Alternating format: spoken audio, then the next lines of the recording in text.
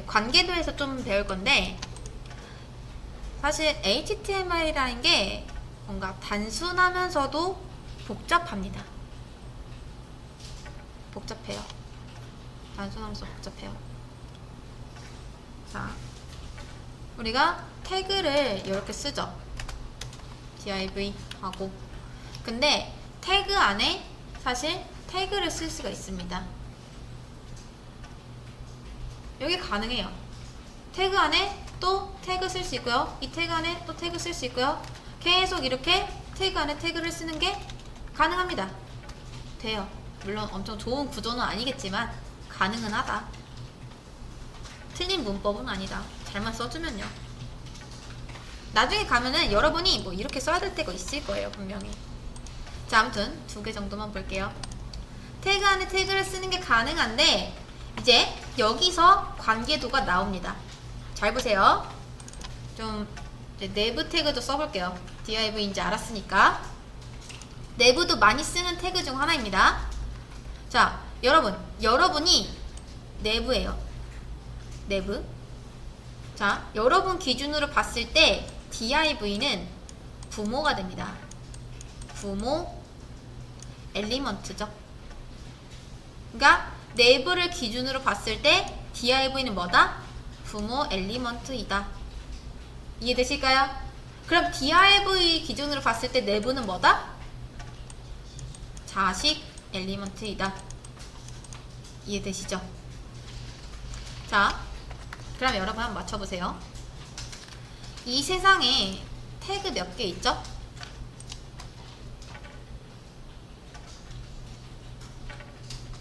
몇 개? 태그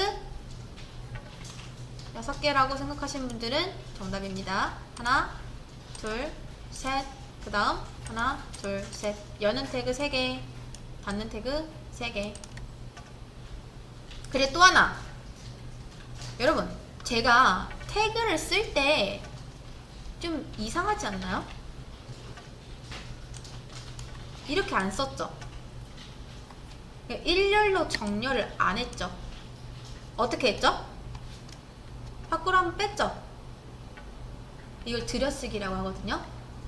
자, 이제부터 정말 중요하니까 자, 똑바로 잘 보세요. 앞으로 여러분이 이런 태그를 쓸 때 부모 자식 관계가 생긴다. 그러면 무조건 들여쓰기 하세요. 무조건. 잘 보세요. 내부에서 부모 누구 있죠? div 하나 있죠? 근데 만약에 이 내부 자식으로 또 다른 div가 들어간대요. 그럼 부모 몇 개죠? 2개죠? 그럼 2번 들여쓰기 하시면 됩니다. 이거 안 하시는 분 굉장히 많거든요. 근데 여러분 같아도 보세요. 자, 제가 비교를 좀 해드릴게요. 비교를. 자,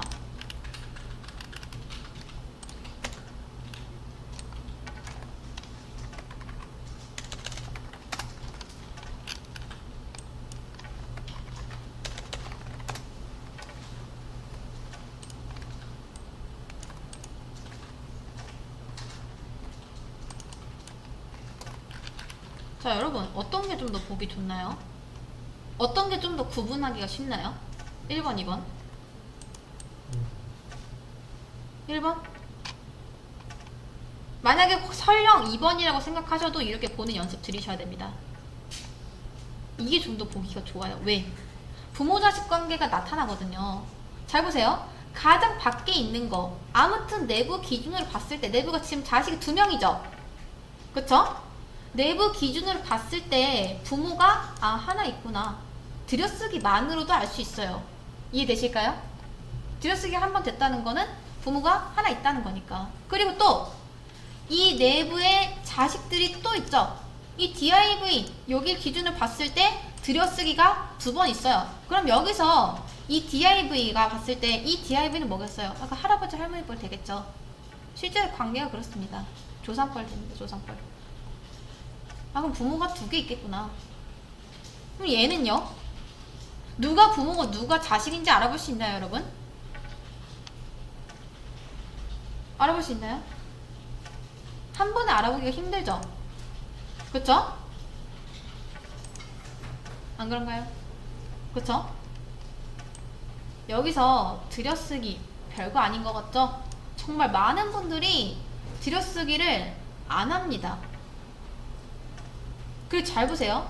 이런 경우도 있고요. 아예 들여쓰기를 안 해서 이렇게 쓰는 경우도 있고, 또 어떤 경우가 있냐면 이런 경우가 있어요.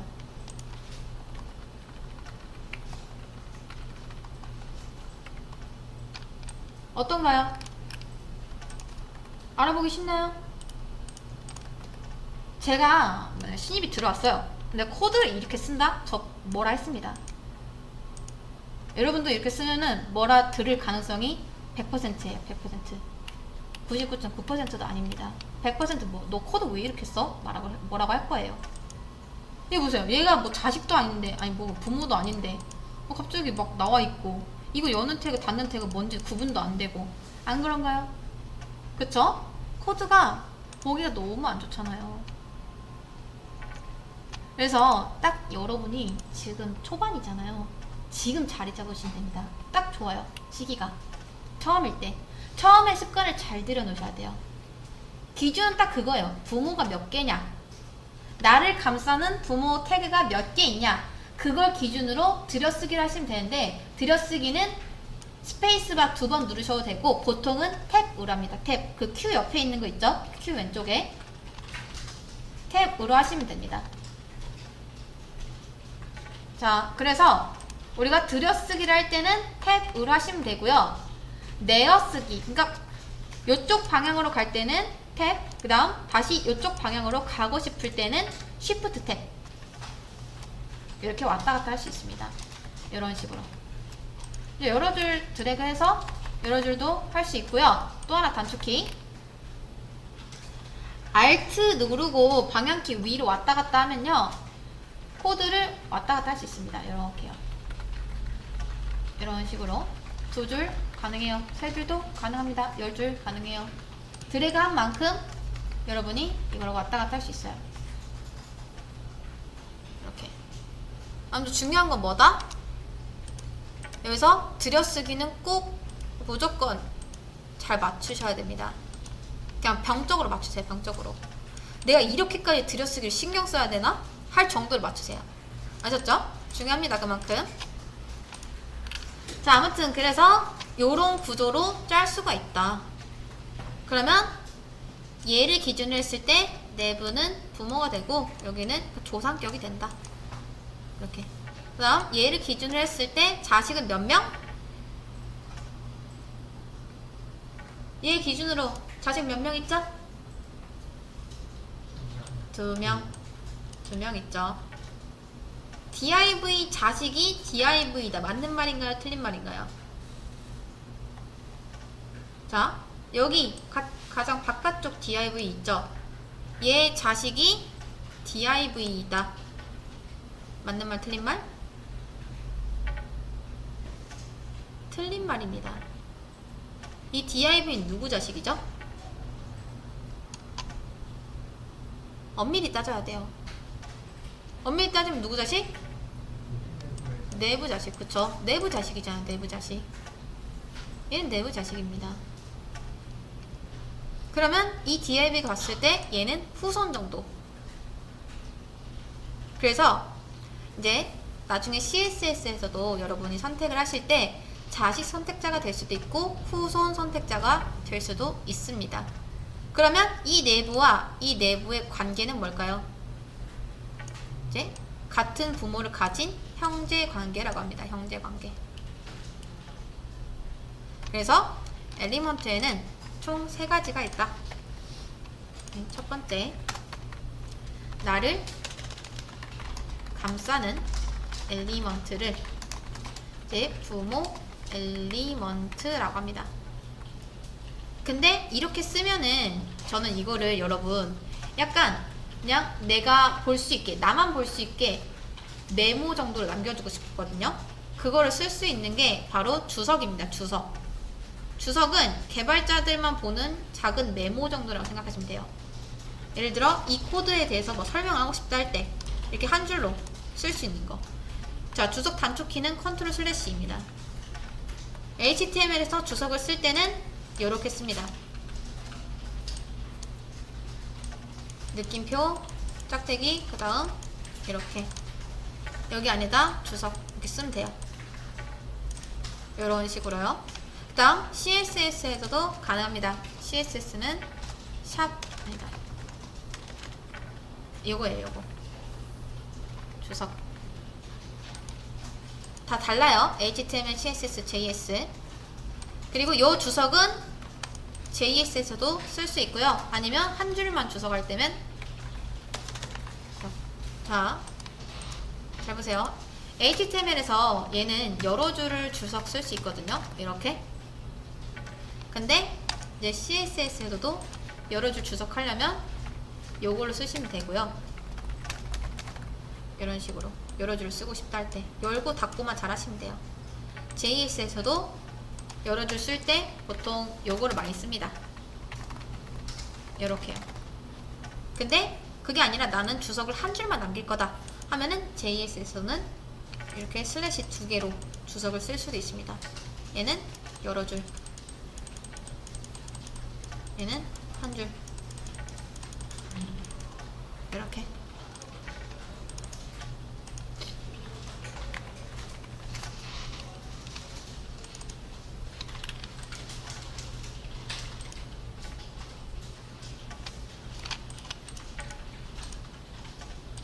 자, 여기서 쓰는 이런 작은 메모 같은 게 얘는 실행이 안 됩니다. 안 나오죠? 실행이 안 됐다는 거예요. 네, 이런 메모를 주석이라고 한다. 나를 감싸는 엘리먼트를 부모 엘리먼트라고 하고, 내가 감싸는 엘리먼트를 자식 엘리먼트라고 하고, 같은 부모를 둔 엘리먼트를 형제 엘리먼트라고 한다.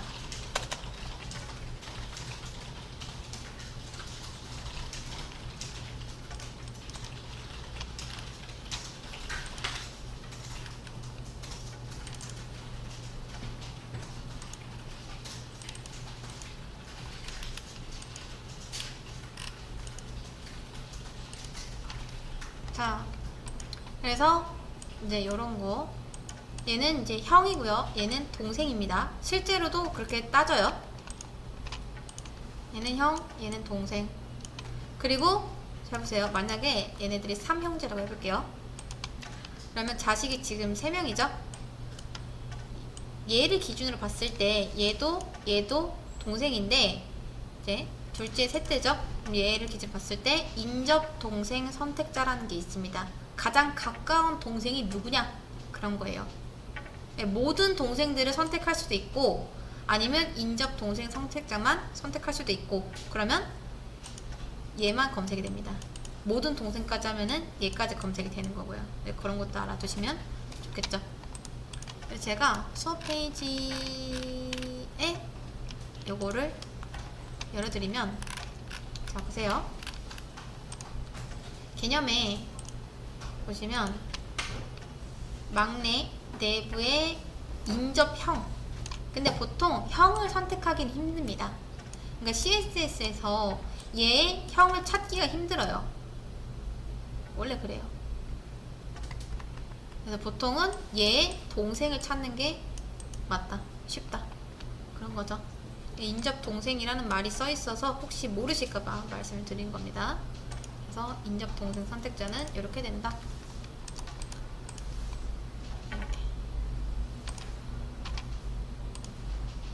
그 다음 똑같은 내부 부모를 줬지만 얘 부모 다르고요. 얘 부모 다르고 얘 부모 다른 거예요. 아셨죠? 그래서 여기까지가 엘리먼트의 관계도였습니다.